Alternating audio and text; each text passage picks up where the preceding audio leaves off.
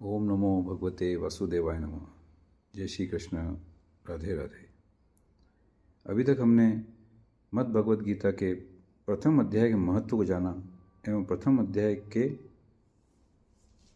पाठ को श्रवण किया। अब हम यहाँ भगवद गीता के दूसरे अध्याय के महत्व को जानेंगे। भगवान श्री कृष्ण जी की वाणी हमें धर्म और कर्तव्य के मार्ग पर ले जाती है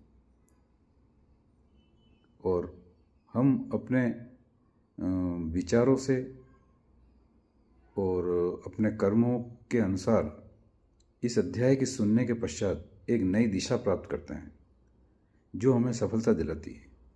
आप और मैं अब दूसरे अध्याय के महत्व को जानेंगे।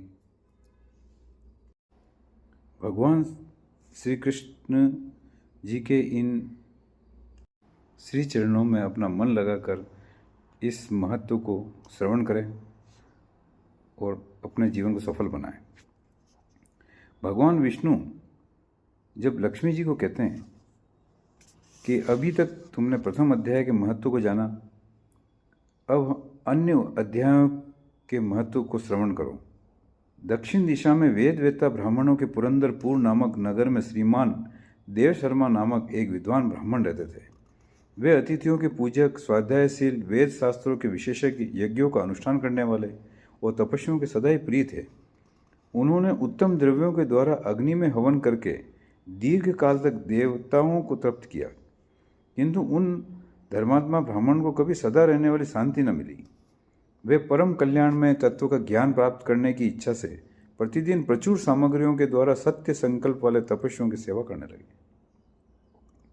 इस प्रकार शुभ आचरण करते हुए उन्हें बहुत समय बीत गया।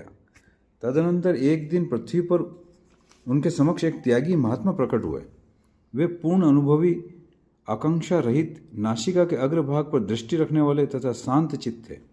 निरंतर परमात्मा के चिंतन में संलग्न हो वे सदा आनंद विभोर रहते थे। देव शर्मा ने उन नित्य संतुष्ट तपस्वी को शुद्ध भाव से प्रणाम किया और पूछा, महात्मन, मुझे शांतिमय स्थिति कैसे प्राप्त होगी?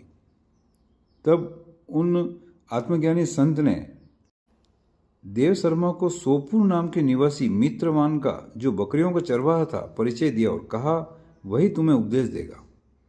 यह सुनकर देव शर्मा ने महात्मा के चरणों की वंदना की और समृद्धिशाली सोपुर ग्राम में पहुंचकर उसके उत्तर भाग में एक विशाल वन देखा।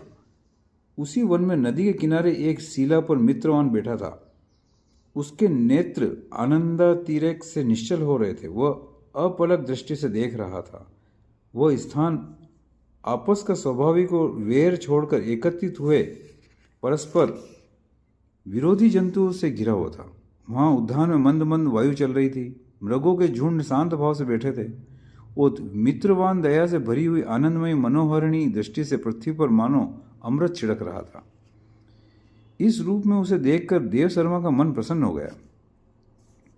वे उत्सुक होकर बड़ी विनय के साथ मित्रवान के पास गए। मित्रवान ने भी अपने मस्तक को किंचित नवाकर देव शर्मा का सत्कार किया। तदनंतर विद्वान देव शर्मा अनन्य चित्त से मित्रवान के समीप गए और जब उसके ध्यान का समय समाप्त हो गया, उसमें उन्होंने अपने मन की बात पूछी। हे महाभाग, मैं आत्मा का ज्ञान प्राप्त करना चाहता हूँ। मेरे इस मनोरथ की पूर्ति के लिए मुझे किसी ऐसे उपाय का उपदेश कीजिए जिसके द्वारा सिद्धि प्राप्त हो चुकी हो। देव शर्मा की बात सुनकर मित्रवान ने एक क्षण तक कुछ विचार किया। उसके बाद इस प्रकार कहा, हे विद्वान, एक समय की बात है, मैं वन के भीतर बकरियों की रक्षा कर रहा था। इतने में ही एक भयंकर व्याघ्र पर मेरी दृष्टि पड़ी, जो मानो सबको ग्रस लेना चाहता था। मैं मृत्यु से डरता था, इसलिए व्याघ्र को आते देखकर बकरियों के झुंड को आगे करके वहां से भाग चला। किंतु एक बकरी तुरंत ही सारा भय छोड़कर नदी के किनारे उस बाघ के पास बेरोक टोक चली गई।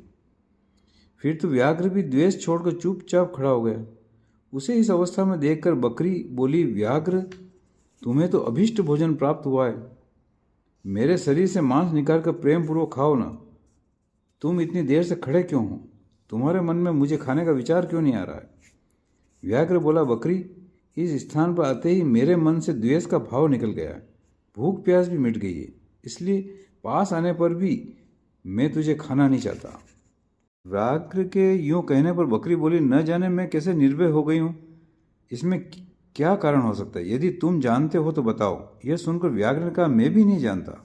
चलो सामने खड़े हुए इन महापुरुष से पूछें। ऐसा निश्चित करके वे दोनों वहां से चल दिए। उन दोनों के स्वभाव में वो विचित्र परिवर्तन देखकर मैं बहुत विस्मय में पड़ा था। इतने में ही उन्होंने मुझसे ही आकर प्रश्न किया। वहां वृक्ष की शाखा पर एक वानर राज था।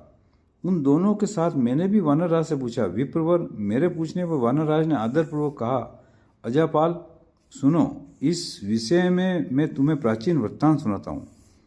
यह सामने वन के भीतर जो बहुत बड़ा मंदिर है, उसकी ओर देखो। इसमें ब्रह्मा जी का स्थापित किया हुआ एक शिवलिंग है। पूर्व काल में यहाँ सुकर्मा नामक एक बुद्धिमान महात्मा रहते थे, जो तपस्या में संलग्न होकर इस मंदिर में उपासना करते थे। वे वन में से फूलों का संग्रह कर लाते और नदी के जल से पूजनीय भगवान शंकर को स्नान कराकर उन्हीं से उनकी पूजा किया करते थे। इस प्रकार आराधना का कार्य करते हुए सुकर्मा यहाँ निवास करते थे। बहुत समय के बाद उनके समीप किसी अतिथि का आगमन हुआ। सुकर्मा ने भोजन के लिए फल लाकर अतिथि को अर्पण किया और कहा, विद्वान, मैं केवल तत्व ज्ञान की इच्छा से भगवान शंकर जी की आराधना करता हूँ। आज इस आराधना का फल परिपक्व होकर मुझे मिल गया, क्योंकि इस समय आप जैसे महापुरुष ने मुझ पर अनुग्रह किया है। सुकर्मा के ये मधुर वचन सुनकर तपस्या के धनी महात्मा अतिथि को बड़ी प्रसन्नता हुई। उन्होंने एक शिलाखंड पर गीता का दूसरा अध्याय लिख दिया और ब्राह्मण को उसके पाठ एवं अभ्यास के लिए आज्ञा देते हुए कहा, ब्राह्मण, इससे तुम्हारा आत्मज्ञान संबंधी मनोरथ अपने आप सफल हो जाएगा। यूं कहकर वे बुद्धिमान तपस्वी सुकर्मा के सामने ही उनके देखते देखते अंतर्ध्यान हो गए। सुकर्मा विस्मित होकर उनके आदेश के अनुसार निरंतर गीता के द्वितीय अध्याय का अभ्यास करने लगा। तदनंतर दीर्घ काल के पश्चात अंतःकरण शुद्ध होकर उन्हें आत्मज्ञान की प्राप्ति हुई। फिर वे जहाँ जहाँ गए वहाँ वहाँ का तपोवन शांत हो गया। उनमें शीत उष्ण और राग द्वेष आदि की बाधाएं दूर हो गई। इतना ही नहीं, उन स्थानों में भूख प्यास का कष्ट भी जाता रहा तथा भय का सर्वथा अभाव हो गया। यह सब द्वितीय अध्याय का जप करने वाले सुकर्मा ब्राह्मण की तपस्या का ही प्रभाव समझो। मित्रवान कहता है, वानर राज के यूं कहने पर मैं प्रसन्नतापूर्वक बकरी और बाघ के साथ उस मंदिर की ओर गया। वहां जाकर शिलाखंड पर लिखे हुए गीता के द्वितीय अध्याय को मैंने देखा और पढ़ा। उसी की आवृत्ति करने से मैंने तपस्या का पार पा लिया। अतः भद्र पुरुष, तुम भी सदा द्वितीय अध्याय की आवृत्ति किया करो। ऐसा करने पर मुक्ति तुमसे दूर नहीं रहेगी। भगवान फिर कहते हैं कि प्रिय लक्ष्मी, मित्रवान के इस प्रकार आदेश देने पर देव शर्मा ने उसका पूजन किया और उसे प्रणाम करके पुरंदरपुर की राह ली। वहाँ किसी देवालय में पूर्वोक्त आत्मज्ञानी महात्मा को पाकर उन्होंने यह सारा वृत्तांत निवेदन किया और सबसे पहले उन्हीं से द्वितीय अध्याय को पढ़ा। उनसे उपदेश पाकर शुद्ध अंतःकरण वाले देव शर्मा प्रतिदिन बड़ी श्रद्धा के साथ द्वितीय अध्याय का पाठ करने लगे। तब से उन्होंने अनवद्य परम पद को प्राप्त कर लिया। हे लक्ष्मी, यह द्वितीय अध्याय का उपाख्यान कहा गया है। जय श्री कृष्ण। राधे राधे। श्री कृष्ण शरणम मम।